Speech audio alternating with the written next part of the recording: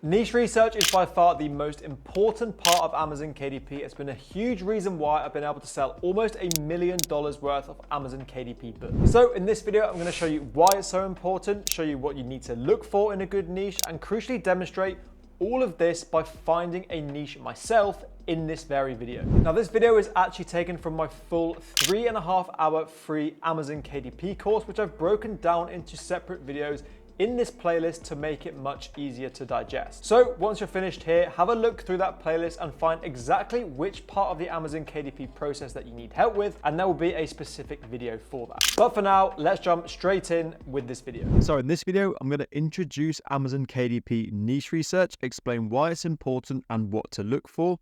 I've already mentioned so far just how important this is. So this is going to really set the foundation before the next video. We're actually going to show you how to physically find the niches, but this is just the context behind what that video is. So, niche research, why is it important? Quite simply, there is no point in making a book that no one wants to buy, or there's no point making a book in a market that's already flooded with competition, and this is exactly what proper niche research allows you to avoid. And ultimately, this all comes down to balancing out demand versus supply. So in this example, there is no point in making a book if there's just no demand from Amazon customers to actually buy this book. And likewise, even if there is a little bit of demand, there is no point making a book when the supply is already way too much already, and you're just not going to be able to stand out. So niche research is all about assessing this demand versus supply balance. So here's the big mistake that so many people make on Amazon KDP, and I'm going to assure you watching this course, you absolutely won't be one of those people, because I'm going to drill this message home. And that big mistake is making the book before you do anything else. Now that seems like a natural thing to do. We're Amazon KDP, we're making books. Surely the first thing to do is just to make the book and then you market it. Actually, that's completely wrong. Because if you just make the book and create a book because you want to, you're going to be marketing it to people who don't want it, because you have absolutely no idea how much supply there is already for a book like this. And you also have absolutely no idea how much demand there is for this. And ultimately, you're going to make absolutely zero sales, because all you've done, you've just jumped in, made a book, and then thought, okay, great, how can I market this? However, the best way and the correct way to approach Amazon KDP, which is what separates the best KDP publishers making thousands, tens of thousands a month, is they put their niche research first before they even touch a book. So because they've done their niche research first, they understand the balance between supply and demand, and they therefore create a book because they know that people actually want it. There's already demand for this book and there isn't already too much supply.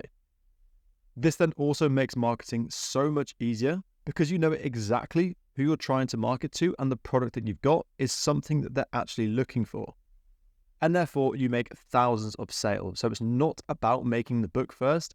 You shouldn't actually create any part of the book until you've at least done your niche and your keyword research. So here's what this looks like in terms of the big picture. Here is a simple view of all the steps to selling on KDP. You have book creation, you have keyword research, you have niche research, and you have Amazon ads and marketing. The order is actually very important, and this is not the order that you should be doing it in. So you can see from the graphic that I've taken from my advanced KDP course, it distinguishes the difference between bad publishers and good publishers. You see, bad publishers will just create a book just because they wanted to, or they felt like it might be a cool book to make. They'll then list it, they'll put random keywords in there, they don't really know who they're targeting or why they're targeting them. Exactly the same with their ad campaigns, and then they'll end up making absolutely no sales, because bad KDP publishers build their KDP business on what they feel is good, and then try to use data from keywords to try and market their books as well as possible. But ultimately, you cannot market a product that nobody wants in the first place, and that is exactly why we do niche research, because we want to guarantee the market is actually after a product like the book we're making. Which is why you get to good publishers, the first thing they do before anything is they do their niche research to find essentially where the supply versus demand is there potential for this book to sell. Once they've done that, they then go into their keyword research and they think, okay, I have a book that people are actually wanting to get. How can I ensure I put this book in front of the right people? And that's why keyword research is so important. And then after they've done both of these two steps, then they go about creating the book based off the research from these two sections. They then go and list their book, optimize it with the right keywords, the right title structure, and then they know exactly who they're targeting with their Amazon ads, again, because they've done proper keyword and proper niche research. So your book should be built entirely off this niche research and keyword research data. So I've just summarized here. Good publishers ensure all of their decisions are data-led. They understand that 80% of the value is in niche and keyword research, and they build their strategy from there. But this is what I mean when it comes to actually being successful on KDP. It's not about creating the best books. It's about creating the books that the market is actually after. And that is where the value and the real skill lies. And that is what you're going to learn in this course. And that's why having access to self-publishing titans is absolutely essential, because all of this data that we're referring to here that's going to drive our niche research, our keyword research, and ultimately our entire KDP business forward all comes from this tool. If you don't have this tool, it's going to be near impossible to make any kind of data-driven decisions, and you'll end up back in this cycle where you're just making books because you think they're good rather than actually understanding that people definitely want it from the data. So as you can see from the data, this literally spells out to you which niches are worth going into and which ones aren't, which leads me nicely on to the next point of what makes a good niche. And as I mentioned, it's all about this balance between competition or supply and demand. So when we're talking about competition, what we actually mean is how many books on Amazon are we actually competing against? Very straightforward, nothing too complex there. And then you also have demand. So how much demand is there for a book like this?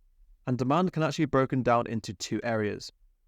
So demand, how much demand is there for a book like this? You can see demand by seeing how well similar books are selling. You can do all of this on Amazon.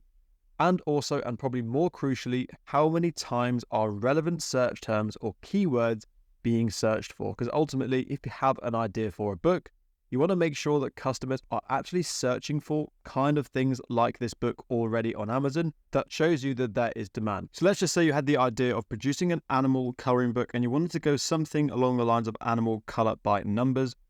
All you do is type that phrase into this tool, and what it's going to do is give out loads of different suggestions related to that main keyword. You can see animal color by numbers for adults, animal color by numbers for kids, all of these different options here, and it's going to give you the estimated search volume, the number of total search results that come out, and ultimately these two things that you really need to look at is the demand, so how much demand is there for this niche, and what is the opportunity score. So you don't even really need to look at any kind of data analysis.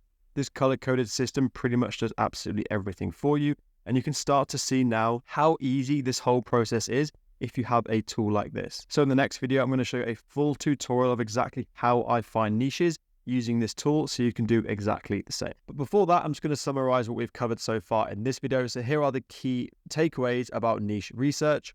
Number one, niche research is your map. We aren't making books that we want to make. We're only making books that customers actually want to buy. And niche research is the process that allows us to understand and know what these books that customers want to buy are. Secondly, niche research comes first always. Do not even think about creating your book until you know exactly who you're trying to target and why. And again, that all comes from your niche research.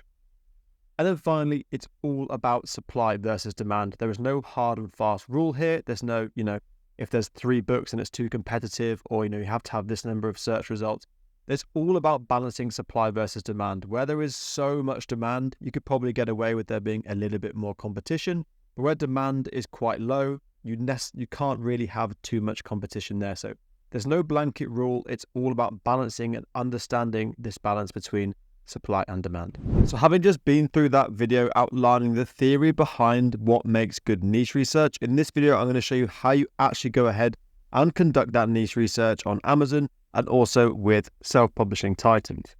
Now, just to remind ourselves, there are 2 things we need to look at when it comes to finding a successful niche. That is to assess the level of competition and how many books we're going to be competing against, and also to assess the customer demand and how much demand is there for a book like the one we're looking to produce. Now, when it comes to my niche research, first of all, I will take care of looking at the level of competition. And then once I've done that and assessed it, I will then move on to understanding how much demand there is for a niche.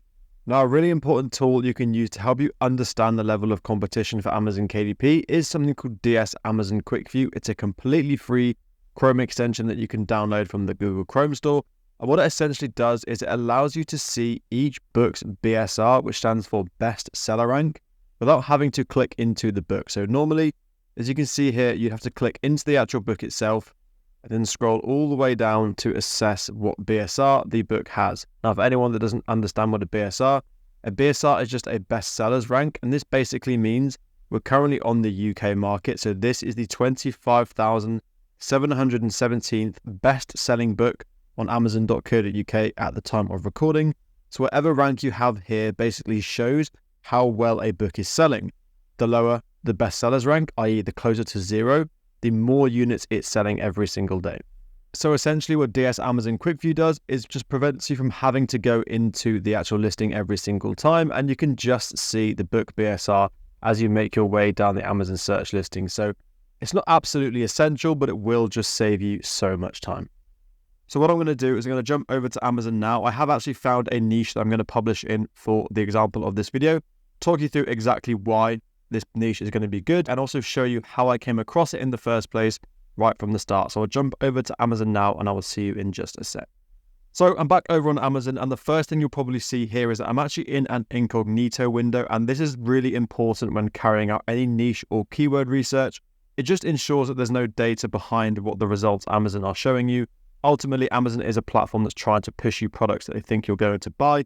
So if you do it on your personal account, it's going to show you products that it thinks you're going to buy, rather than something that's a bit more reflective of the market. So I massively recommend doing all of this in incognito, and you just get, like I say, that true reflection of what's actually happening. So the niche that I've found for this video is going to be a niche in the Amazon.com store. So it wasn't necessarily doing too well in the Amazon.co.uk store, but .com is the much bigger store and actually can be a lot more profitable if done right. And the niche that I found is dementia coloring books, and ideally dementia coloring books for the elderly. So before I jump into showing you why this is a good niche in terms of competition and also demand, I just want to take you through how I actually came across this niche in the first place. Where did I start from just a blank canvas, and how did I end up on dementia coloring book?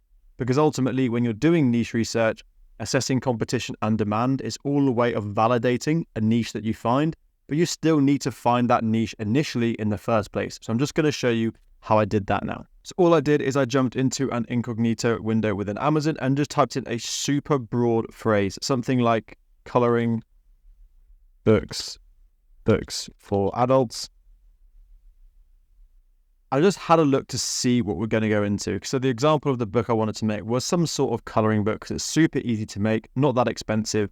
And if you wanted to, you can use something like Midjourney to make it even easier for you. But just making a coloring book for adults is way too broad. You have to really niche down. But just by typing this in, you can get a rough idea of some sub-niches within coloring books for adults. So this first one that came up, there is a sponsored ad, so it's not ranking first organically. But this idea of bold and easy flowers and plants coloring book, I like the fact it was bold and easy. This shows like it's a really easy kind of style of image to color in.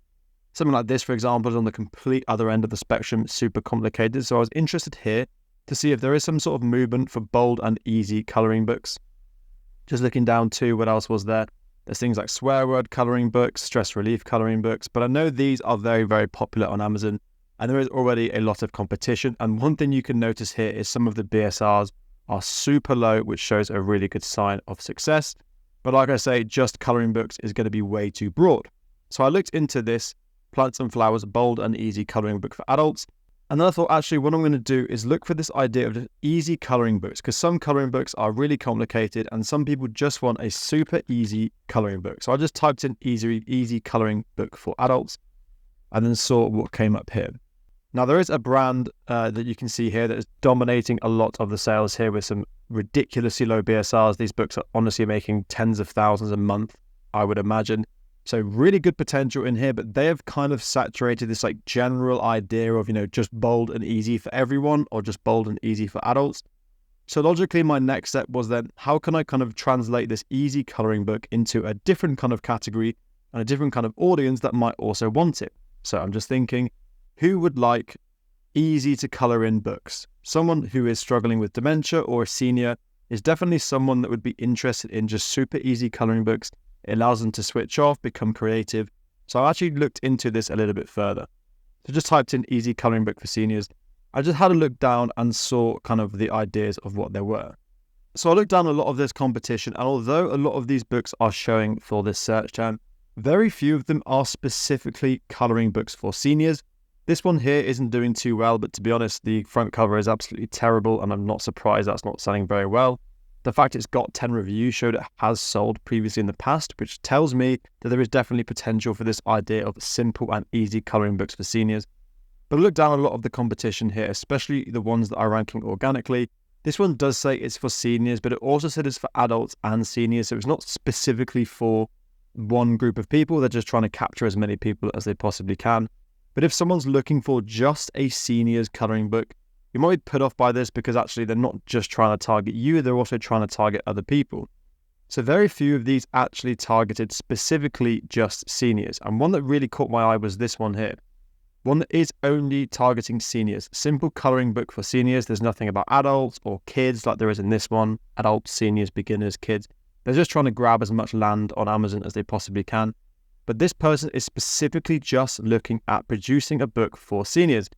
And they've also mentioned the word dementia and Alzheimer's. That got me thinking, is there something for like a dementia coloring book for adults? And then we could also lead into this keyword of easy coloring books for seniors in our title and subtitle and build out our SEO around that. So I therefore went back in and searched for dementia coloring book, and that's what brought me to this niche here. So at this point, that is how I went from a super broad search term down into a potential niche. And now that I think this niche kind of looks good, you know, it has some searches on Amazon. You can see all of these recommended searches. Some of the BSRs are looking quite healthy. 43,000 in the US is a pretty good BSR. Just remember, US BSRs carry so much more weight than a UK BSR. So there is definitely potential in this niche. So just as a reminder, when it comes to knowing exactly what makes a good niche, it's all about how much competition there is versus how much demand there is. And within demand, it's how well similar books are selling and also how many times relevant search terms or keywords are being searched for. Now, if you were to do this manually, you're going to have to literally go through every single potential phrase that, you know, your target customers might be searching in, and then look at all of the books that come up for that. So in this case, dementia coloring book. You then might try coloring book with seniors. You then might try easy coloring book. And for every single one of these, you're going to need to go down and look at each of the books, see how well the BSRs are performing, physically count how many books you're actually competing against. And that is just going to take you so much time if you're doing it manually.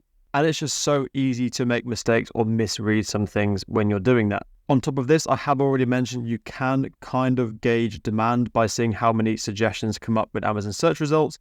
The only problem with this is you have absolutely no idea how many times people are searching for these. Yes, they may have searched for a lot of these phrases a little bit because obviously they're coming up as recommended, but they could be being searched, 10 times a month, 10,000 times a month. You have absolutely no idea how many times these are being searched. But the good news is Self-Publishing Titans does absolutely everything for you within the click of a button. So just going back to that first point about having to literally go through and count every single piece of competition, and also assessing their BSRs, Self-Publishing Titans literally do all of that for you. So as you can see, I've just typed in dementia coloring book here, and you can see a lot of these keywords. So for the keyword dementia coloring book that I've typed in, which is one of the main ways that our target audience are going to find our book, so don't get this confused with keyword research. I'll cover that in the next video. I'm mentioning keywords here because it's a gauge of demand. You can see every time someone searches dementia coloring book, these are related search terms that come up as well. So dementia coloring books for the elderly, dementia coloring book itself, which is what we've typed in, dementia coloring books for women. And you can see the estimated number of searches each of these individual keywords are coming up with. So this is estimated search volume per month. So over 1,000 people search for this book every single month. Over 3,500 people search for this every single month. And crucially, you also have this demand and opportunity score. Now, in my opinion, the opportunity score is by far the most important one because the demand is just basically a number showing you how much demand or search volume there is for a product or for a given keyword.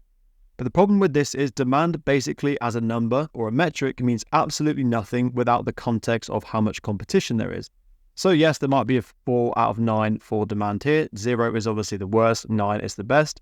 There might be a 4 out of 9 here, But this doesn't actually take into account how much competition. If there's hardly any competition for this keyword, then you could probably get away with a 4 out of 9, which is why this opportunity score is the best one, because that both takes into account demand, i.e. how much searches there are, and also the search results and number of competing products you're actually against. So this is the main one you need to look at. So rather than going through manually for every single one of these individual keywords, counting how many books you're competing against, noting down their BSRs, all you need to do is look at this opportunity score, and then you can even look at these two for a little bit more context. So as you can see here, Dementia Coloring Book has an opportunity score of 9, which means it's a really good opportunity to publish it. So this opportunity score takes in the amount of competition you're competing against, the amount of times customers are searching for that given search term, which is related to your niche, and how well all of those books in the niches that relate to these keywords are performing. So essentially, all 3 of these main checks that you need to take into account when you're doing your niche research is all calculated for you in this simple opportunity score. It's also in a traffic light system, so it's super easy to understand. So rather than doing all of this manually, I know straight away from the fact that the Dementia Coloring Book has an opportunity score of 9. You can see other related keywords around it. And we can also type in other keywords that customers might be putting in to find our dementia book. So we can type in something like coloring book for seniors and see what comes up from that. And as you can see, coloring book for seniors, a massive amount of search volume, 15,252. with a really good opportunity score. So not only is there a lot of people searching for this, there is also a really good opportunity score. So it's not just that a large amount of people are searching for it. Similar books related to this keyword are performing really well, but the actual number of people we're competing against is pretty low, which gives us this ultimate opportunity score of 8. So for all of these keywords that relate to the niche you're looking to publish in, all of the signs are saying that this is a really good niche to go into, and that is literally done in less than 2 minutes. Whereas if you have to do this manually yourself, it would literally take hours to do, and you can't even rely on the data because you have no idea how many people are searching for these individual keywords, which is why I've stressed before and I'll stress again, a tool like this is absolutely priceless when it comes to Amazon KDP. So just to wrap this up and to confirm why this is a good niche to publish in, the first thing we needed to do was check how many books that we would be competing against. And as you can see, we've typed in a number of different keywords that people would be searching to find our book, which gives us an idea of this overall niche. And as you can see here, the opportunity scores are really good for coloring book for seniors and also different variations of coloring book for dementia. And you can even see here when you type in coloring book for seniors with dementia is super relevant to this main keyword, which again just shows you even more reason why there is such good demand for this. But because these opportunity scores are high, this factors in the level of competition. So we don't even need to go in and manually literally count all of the numbers of competition. It's all wrapped up in this number. Then in terms of how well are similar books selling, again, that is also wrapped up in this opportunity score. So another thing you don't have to do. If we were to do this manually, you'd have to go through and look at all of these individual books and write them down from multiple different keywords, not just dementia coloring book, but for all of these variations. And finally, how many times are relevant search terms or keywords being searched for our book? So basically, how many times are people searching in phrases that would basically tell us they're looking for a book like the one we're looking to produce in this niche? Now, as you can see on Self-Publishing Titans, you can type in whatever keyword you want on the Amazon store you want. We're looking on Amazon.com, so that's why we've selected that here. And you can see from these keywords, 15,000 people a month are searching for this. 2,500 people are searching for coloring books with dementia. If you type in dementia coloring book, you've then got 1,000 people searching for this, 3,600 people searching for this. You add all of these searches on top of each other to understand that there are so many people every single month searching exactly for a book like this. And if you were to do this on Amazon, you just don't have that level of information because they don't provide it. But within Self-Publishing Titans, all of that information is there. And you can just see how many suggested keywords come out simply when you just type in one main keyword here. So that is how you do your niche research with KDP. And you can hopefully see now why it's so important to be data-driven. We know exactly why we're making this dementia coloring book. So before we even spend any time making it, we know that A, the people actually want to buy it, and B, there isn't too much competition already, and then there is a really good opportunity to create this book, and that is why niche research is so important. So now you've successfully found a profitable Amazon KDP niche, the next thing you need to do is find the right keywords for this book. So if you want to learn how to do that, click the video on screen and I have a full tutorial showing you exactly how to do that.